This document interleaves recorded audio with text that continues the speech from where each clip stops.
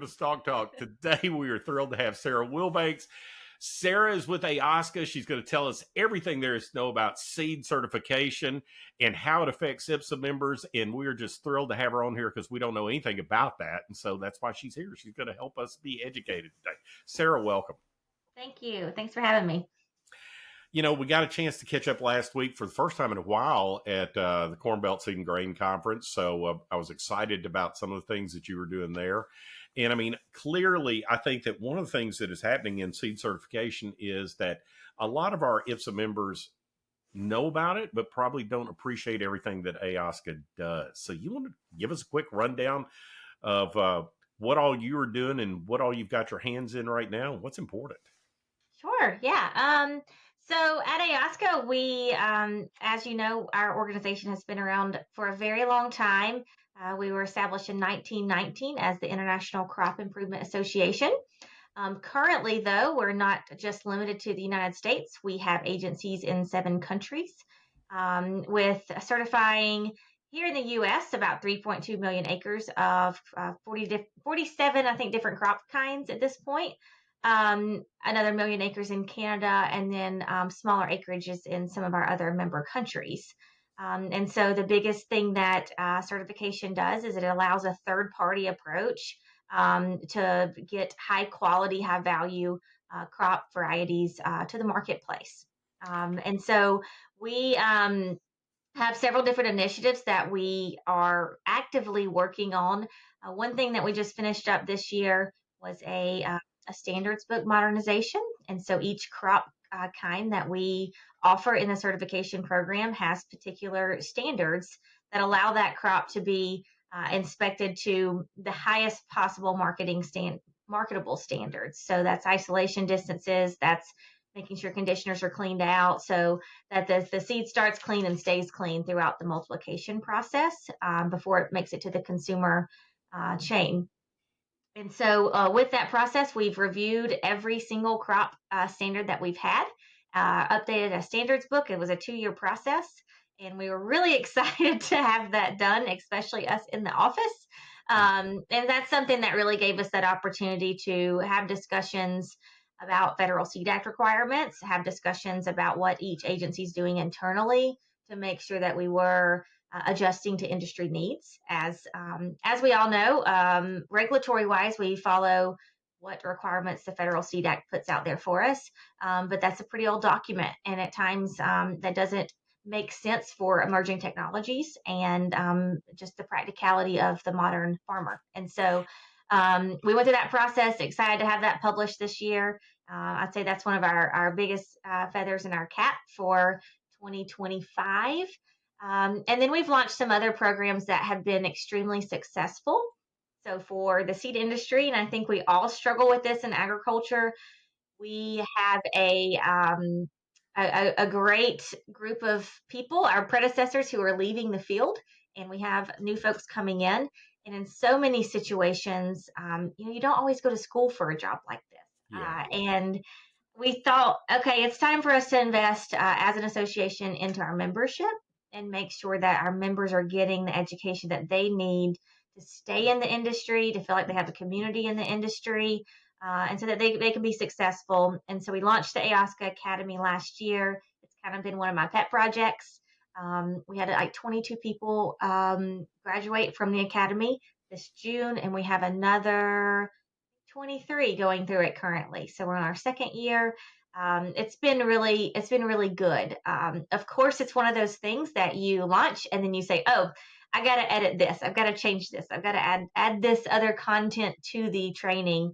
But it's going really well. And I think it's something similar we all need to consider, making sure that we're investing into these people who have interest in our field. Because without seed testing, without seed companies, no one or nothing eats. And so that's what we rely on for our safe, secure food supply. So that's been a great project.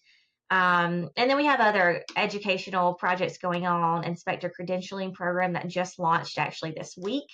And just different things that we're trying to make sure that we're kind of investing back into our membership, and being able for all of our members across all of all of the U.S. and those in other countries to have the best can provide the best possible service to those utilizing the certification So, system. every single time I talk to you, I learn something new about ayahuasca. So, first off, because now I got a ton of questions. First off, I was not aware that you were actually international in scope. For some Mhm. reason, I thought this was really focused only in the United States. But you said you've got seven here, there. That means 7 countries outside the United States. Is that right? That's correct. Yes. All right. So what? So where are those? I mean, where are you reaching out to? I think Sure. you and I have talked about Africa a bit. Yes. So is that one of the areas? South Africa is a member country, and for many years we had a gentleman from South Africa sit on our board as one of our global board of directors. Currently, that position is vacant. But Canada, of course, is our largest country. Most seed sold in Canada has to be certified. And so we work very closely with Canada. They were one of our founding members of the association over 100 years ago. Chile, Argentina, Brazil, Australia, and New Zealand along with South Africa, are our other countries. Okay. They generally utilize the OECD seed schemes unless something's going to be coming into the states or among those countries to AOSCA tag it. But they're also participating countries of kind of our sister group of certification, which is called OECD. Gotcha. So do you see the opportunity to continue expansion in the international area? I mean, is there an opportunity also to continue to expand in Africa and then even into Europe more? Sure. So the really interesting thing about Africa, and we take for granted so much here in the U.S. and our food system and our seed system, that food is so relatively available, and it's not like that in Africa. And I was able to attend a meeting in Africa a couple years ago, and was able to meet with some certified growers. And it was really eye opening to someone that is from the U.S. that has not really had food security issues in my everyday life. And there's a huge need for reliable seed, genetically pure seed for farmers to have access to and to multiply to have seed to go to the value chain. And all the seed in Africa and most African countries, they're now requiring it to be certified seed.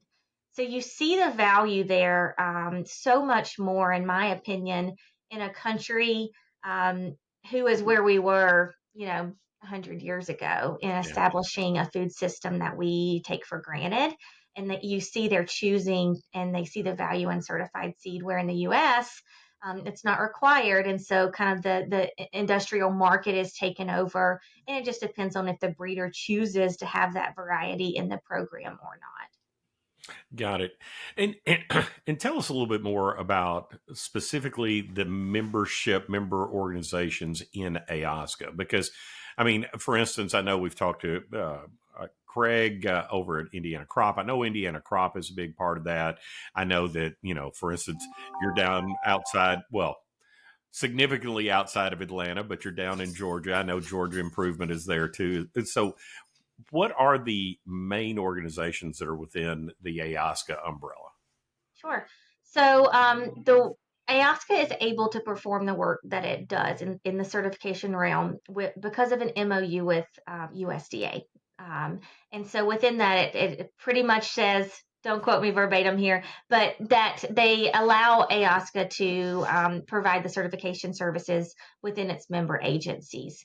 So by state law, every AOSCA member agency is able to kind of uphold the standards that we all set. And so we have 43 US agencies, and within their state law, it says this is the group that can do that. And what is a little confusing sometimes is that they can be crop improvement associations like the ones that you mentioned with Indiana or Georgia. But oftentimes, our agencies in a particular state may have landed within a Department of Agriculture, or they may be within a university structure somewhere. And that really goes back to the land grant university. That's where Mhm. this kind of started, and where plant breeders kind of got their start getting varieties released. and then kind of where funding maybe trickled out over time and where these programs were able to kind of land. But we do have 43 agencies here in the U.S. that are our most active agencies, and the range on crop kinds and acres could be from, a couple thousand to hundreds of thousands of acres.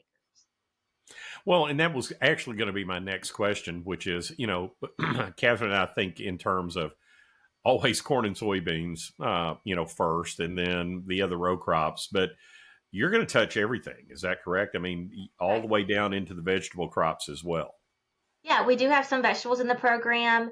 Most of the things that we do are typical agronomic crop types. Small grains, wheat are in pretty much every one of our U.S. agencies. Grass is a huge industry. Here in the South, something that is under the certification umbrella that is not per se maybe typical, but is vegetatively propagated turf grass for sod production. So it's guaranteing that those purchasing sod are getting the variety with no noxious weeds, no problems as they plant that sod on the ball fields or their home lawn and things like that. But we touch things like hemp. We were the organization that established hemp standards. So as hemp was coming to market as a true, industrial hemp product, which we all know how that went. So we're kind of circling back maybe to what we intended to do in the beginning. But everything, sunflowers, tons of different crops depending on what part of the U.S. that you're in. So when we're talking again, and I'm going to jump back to talking about the membership. So you've got the crop improvement associations, you've got organizations within state departments of agriculture, and you've got some university led in specific states. There are also private organizations that are contracted with the states. Is that correct? Do I understand that right? Or some private companies? No. So the private company sector would actually come in as applicants for seed Okay. certification to our agency. So AOSCA doesn't work with those folks specifically, but they would work with our agencies as they buy a higher class of seed, like foundation or registered, and want to then harvest or have certified seed for sale or for whatever end use that they may need. Okay, so it really then is in the state departments and the university and really in those type systems. And That's now, right.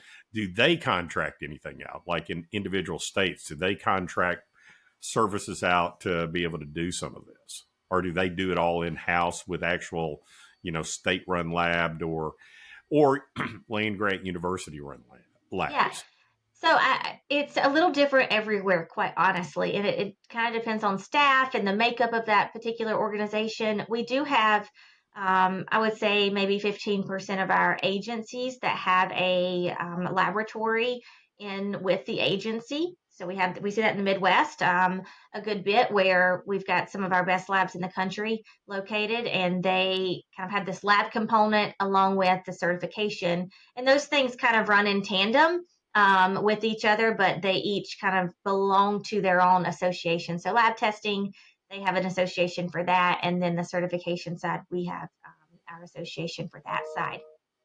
One thing that I like to talk when I kind of go all over the world and talk about certified seed is that within our agency and the way that kind of the umbrella trickles down is that we've got thousands of highly qualified professionals that can go out and provide this third quality approach to quality of seed. And that's something I think that's really important, especially in an environment in which we have these AI conversations and we have these how can we do things more efficient conversations, which is all great and where the industry is going in some capacities, but we still enjoy and we still really need in the agriculture industry, that customer service approach. We need somebody that we know. Our growers want to pick up the phone and call someone and say, "Hey, what is this? How do I fix it? What do we need to do about this?"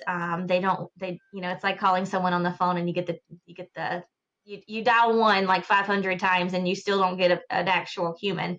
And so I think that's something that I like to kind of say is just that we're able to kind of touch people in a lot more personal capacity with the work that we do outside of just just, looking at field crops. Which I think is 100% one of our challenges. We've talked about AI, and of course, you and I have done that, and then we were both at Corn Belt, and they were doing that as well. And that's one of our passions at IPSA.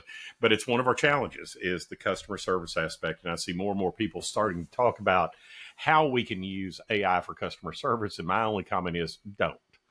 People need to be able to pick up a phone and talk to a human. And I can say my experience yesterday trying to get a personal phone had me dialing 6 numbers. I counted it. I said, can't believe this. I've been through 6 numbers only to get recordings. And then, finally just had to resort to texting where I actually got an answer. And it's frustrating. And AI can't handle that. We do have to have a level of human touch, especially in customer service. So you hit on something that's really, you know, very important to us in the agriculture industry in general. In that, back at the very beginning, when you were talking about the Ayaska Academy and what you were doing in order to try and, make sure that you had a community of people that were continuing on in this aspect. And I mean, the way I relate that is we have we've got an intellectual transfer that is happening in ag right now where we have, and we've been going through this process, but we're about to lose, really decades of agronomic knowledge that it's going to shift to the next generation who are not just right behind, but are 10 to 15 years younger with 10 to 15 years less experience. And being able to make this knowledge transfer successful is something that's very concerning to us. And as people just start stepping in, whether it's, I look at it from our agronomic, agronomy advisor companies and even ownership transfers within IPSA member companies as generational shifts start to take into effect here. How do you see this playing out more in Ayaska? I really like what you're saying. It sounds like you're really trying to prepare for that eventuality to make sure that there is a continuity in certification. But how do you see that playing out at your member organizations and then in the industry as a whole for certification? Sure. Yeah, I think the academy's been a really good tool for us because in so many cases, especially our agencies that may fall within a either university structure or a Department of Ag structure, funding and people and red tape challenges are just a part of the nature of the beast there, right? And I'm not Right. throwing any of those programs under the bus. It's just a part of the process. And sometimes, positions may sit for a month or a year or whatever it may be because an agency needs to absorb funding or decisions, just haven't been made, and therefore trying to get someone in there and train them correctly is really hard. In a lot of cases, we've had situations where a retirement is announced and they don't feel someone that's been working for 30 or 40 years in a role for a year or for it, don't even try the process until someone has actually left that position. And so with that, folks walk into these roles at times as a field inspector or maybe in a laboratory or wherever it may be, and they're just kind of hit like, I have no, this is really hard, and there's so much with what we do that's that the application of the science. And so we have a standards book, but one of the biggest things that I really wanted to help folks with is the interpretation. So how do you actually interpret this? And then sometimes there are a little bit of, well, is this realistic, right? Does this actually happen? Will the seed cleaner clean this out? And you really don't have a problem here that have kind of wondered about. And so I think it's huge for our industry. So anything that we can do to try to help do that, I think mentoring other people. I don't think any of us are where we are without someone along the way, kind of catching us and helping us along. I think we all need to make an effort personally to find someone in the industry to mentor. It's the only way. People stay where they're at when they feel like there's a community behind them and when they feel passionate about what they do, that they're making an impact. And I think it's kind of all of our responsibility in ag to do that because we play such a crucial role in everyone's life. But I think that's huge. And, we've done the same thing kind of on the inspector side of things. We've identified how interpretation may be changed to how people can do stuff or how agencies may do something a little different because of just practicality or access to to folks to do those jobs. And so just providing those things for us is really top priority so that we can make sure we're offering the best quality services in a system that, it's not required. So And that's yeah, and it's very important. And I think one of the background things, and again, I'm speaking, from Ipsen. I may not be speaking for everybody, but everything that you described that AOSCA is responsible for in the seed certification area, and working with everything else, it's just almost something that we just accept is going to happen back there. And sometimes it's like, we know we have to have all of this and we know it happens, but we're just not worried about it from that aspect because it's all good. And so until something goes wrong, nobody really thinks too much about it. And it sounds like you're doing a great job of preparing for the eventuality to make sure that nothing does go wrong in a transitional period. So when you're looking at the Ayahuasca Academy, who is it you're targeting for your to come to the AOSCA Academy? I know it's around member organizations within AOSCA, but who are the individuals that you're targeting for anybody that might be sitting out there and say, I'm interested in that. I'd like to learn more. Sure. So we've targeted the first year I did this, and you never know when you launch a new program who's interested, if this is going to fall on its face or if it's going to be a wild success.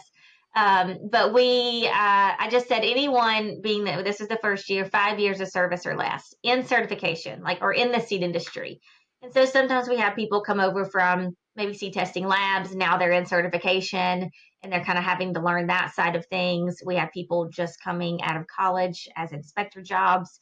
We have folks that are just coming into directorships, executive directors or CEOs of their organizations. And so kind of captured all of those folks in that first year. And the second year, I'm seeing a lot more of just new to the industry, just new to seed, just new to their role. Maybe not as many directors that went through the first year. But I think I really do think it's been valuable to at least have those touch points with people, and for me to build those relationships with all these folks so that they know what the AOSCA office can offer them as a kind of, I call it the hub. So call us, we'll fix your problems. We'll try to get all the information that you need, all of those types of things. And so with that's pretty much who we've been targeting. And you may see this in your association too, but so often when you come to meetings, people have to make the decision, it's all comes down to money. Everything in the world comes down Oh, to yeah. money. How many people can we take? What does it cost? Who's going to do the work back 100%. home? We see that exact same thing, And exactly. I will die on this hill probably, but I encourage people, bring someone other than the top decision maker. If you're going to go somewhere, bring somebody else. Start investing in other people so you don't create the situation where the top guy came for 30 years and then now he's gone and somebody is starting from scratch. Sometimes the top guy doesn't always trickle down the new ideas and the new things and, all the way down to everybody else. And so that's another thing, with the mentorship side, really think about that. And if you can, it might not be every year, but I really encourage people for any of our groups, take other people, invest in the folks, that you're trying that are the up and comers. Absolutely. I think that is good advice for everybody. So on the academy itself, 6 sessions, is that what I understand are out there? Yeah, I think this year I went a little overboard and added a couple more to it. But yeah, I think last year we may have done 5. This year we might be doing 7 or 8. But yeah, and then we do, it's all virtual. Other than at our annual meeting, we kick it off with an in-person for those who can attend. Of Right. course, we don't have Okay. everyone that can So attend. let me ask you this. Is this something that, I'm sitting here thinking, oh, well, Catherine and Todd need to learn more about certification. Can we attend? Can we pay and come to the virtual meetings and say, yeah, we want to go to ASCO Academy. Sure. I've actually not thought about that. I've kind of had my blinders on about just, just my people, right? So I would say we could definitely work on something like that. So if there were, if our sister associations, as I call you guys, or anyone else kind of within your groups that are interested in it or interested to see, what the benefits of certified seed are. If that's something they want to participate in, we can definitely, I'll make anything happen. So Well, that's awesome because I would say that, we should explore, particularly in the IFSA membership and our seed companies out there who might have some interest in doing that. If you have the availability and capability of having additional people, participate with the virtual training, because I need to tell you, we might be surprised at what we come back with, and how people want to be able to help engage with you there. So that certainly seems like something that we need to look into and talk about a little bit more. So obviously, Sarah, gotta help me remember back. You've been now at AOSCA for 4 years. Is that yeah, what I'm remembering? yeah. Which obviously you stepped into Chet Boreff's shoes, which I know were big because Chet had been there for, well, I don't want to shame Chet. I'm not going to say 17. forever, but a long time. Mhm. 30 years, is that right? Yes, yes, I mean, those big shoes to fill. they What did were. you find was the toughest part about coming in behind Chet, just from a personal standpoint? Um, Chet, everywhere you go, Chet is like everyone says he's a class act, and I agree, and He I really think is. that a great guy, and he's done everything in his power to help me, and he's also been really good about stepping back. Like, I'm here if you need me, if you have a question, but also he was never overbearing with the transition and that stuff, and I really applaud that because that's not an easy situation to be in as you decide to retire. But yeah, he set up the association really wonderfully. And the framework was there, and then I was able to kind of come in and just bring some of my experiences. Right, the academy was born because I was that person in a role, going to graduate school, and trying to run an association here in the South, and really didn't have a whole lot of mentorship opportunities there, and so that's where the academy came from. And so it was kind of nice to know the framework was there, and then just kind of take just different initiatives that I had to bring those into fruition. Very good. And yes, Chet always was a class act. Certainly, a gentleman to the extreme, really and truly. So the Academy 2025, big, big, big accomplishment for Alaska. What is your major focus for 2026? What is it that everybody needs to know you're going to be focused on in 26? Yeah, so we've got several strategic initiatives that we're trying to you know bring into fruition. Like you guys, we're a small staff, so we wear a lot of hats every single day, and I do a lot of travel. Um, but we've with the inspector credentialing program, that's something new for us, and so we've got. It shows you the need. So when you come up with these ideas, and your perception is, hey, there's a need somewhere. You never really know how it's going to trickle out. But we have over 50 individuals that are not academy participants. These are folks who are true inspectors, Mm-hmm. walking fields, agronomic experts, that kind of thing, that are participating. And so this is a 6 session, no, 5 session virtual um, training, and it started this week. And then each inspector will attend a crop in person training, and they'll get credentialed. So they'll have a credentialing certificate from each crop. And so an individual could choose to be credentialed in every crop that we offer, or they could just, maybe those in the Midwest, just won't corn and soy. But we'll offer that in person, true hands on training to all of those individuals. And that is, that kind of brings on another 5 or 6 trips a year for the AOSCA office. And but I think it's going to be a really valuable thing for us, and I'm be curious to see kind of how it works itself out in 2026. But 5 to 6 trips a year for the Ayahuasca office, on top of actually meaning for Sarah. for Sarah, yes, on top of the other trips I don't add up Yeah, because I don't want to no, know. I'm with you. I'm with you. Okay, last question. This year, the 26th annual conference for Ayahuasca is going to be where and when? Sure, we are going to be in Colorado this year, and it is that same week that we always have ours at, the 15th through the 19th, and we'll be in the Golden, Colorado area. So 15th to 19th of June. June. I'm sorry. Yes, June. Yeah. Okay. Golden, Colorado, also famous for a small beer that is sold nationally. Wow. I was just really jealous. With my colleague went to visit the hotel, and they actually had like the Golden Day of the dogs. The whole place was full of Goldens, and so I'm just a Wait little a minute. salty that I Golden didn't go retrievers. There were golden retrievers all over the place. Wow. everywhere, everywhere. So yeah. Well, that's a great note. It's close to both mine and Catherine's hearts to end on. So, hey, Sarah, thank you so much for spending some time with us on Stalk Talk. We really appreciate the work that you do at AOSCA that keeps the certification going on seed, because it matters to every one of our members. And hey, hope we'll see you in Indianapolis at our 37th of January. And we're just going to see if we can't find a way to get down to Golden with you and back in June. That sounds great. Thanks for having me. All right, thanks. Oh, we forgot to do like, subscribe, and all that other stuff. Yeah, like, Oh, subscribe, and share so we oh can well, entertain other people. there you go.